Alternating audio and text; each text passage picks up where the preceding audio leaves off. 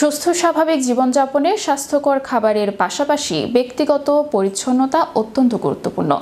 আর পরিচ্ছন্নতার মূল ধাপ হিসেবে সবার আগে আসে প্রতিদিনের গোসল।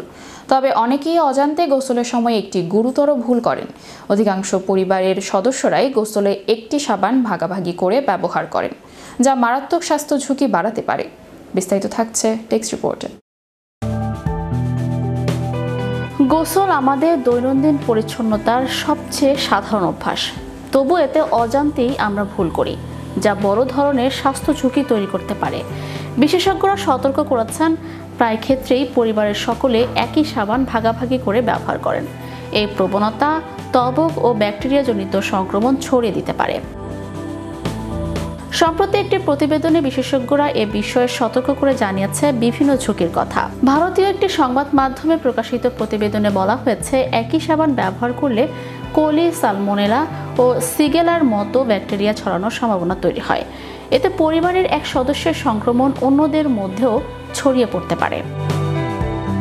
স্বাস্থ্য বিশেষজ্ঞরা জানান, মানুষের ত্বকে ভিন্ন ভিন্ন ধরনের ব্যাকটেরিয়া ও ছত্রাক থাকে।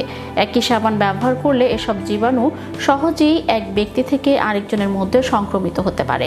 বিশেষ করে কারো যদি দাঁত, চুলকানি, ছত্রাক সংক্রমণ বা ব্যাকটেরিয়াজনিত ত্বকের সমস্যা থাকে, তাহলে এর ঝুঁকি আরও বেড়ে যায়। সিডিসির মতো স্বাস্থ্য সংস্থাগুলো এ কারণে ব্যক্তিগত সাবান ব্যবহার ও সাবান শেয়ার না করার পরামর্শ দেয়। এছাড়া স্ট্রোফাইলক্সের মতো ক্ষতিকারক ব্যাকটেরিয়া ভেজা সাবানে লেগে থাকতে পারে। এ ধরনের জীবাণু শরীরে ঢুকলে ফোড়া, ব্রণ বা গুরুতর সংক্রমণ দেখা দিতে পারে। একই সাবান দিয়ে হাত, মুখ সহ দেহের বিভিন্ন অঙ্গ পরিষ্কার করলে ইস্ট ইনফেকশন বা ব্যাকটেরিয়াল ভ্যাজাইনোসিস ছড়িয়ে পড়ার আশঙ্কাও থাকে। এমনকি একটি সাবানের উপাদান সবার ত্বকের জন্য উপযুক্ত নাও হতে পারে। অন্যের ত্বকের উপযোগী সাবান ব্যবহার করলে নিজের ত্বকের পিএইচ ভারসাম্য নষ্ট হতে পারে। ফলে চুলকানি, জ্বালাপোড়া, শুষ্কতা বা অ্যালার্জি দেখা দিতে পারে। ত্বকে কাটা ছেঁড়া থাকলে সংক্রমণের ঝুঁকি আরও বাড়ে।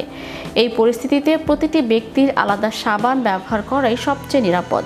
পরিবারের সদস্যদের একই সাবান ব্যবহার এড়িয়ে চলার পরামর্শ দিয়েছেন বিশেষজ্ঞরা। প্রয়োজনে লিকুইড সোপ ব্যবহার বা ব্যবহারের আগে সাবানটি ভালোভাবে ধুয়ে নেওয়া যেতে পারে।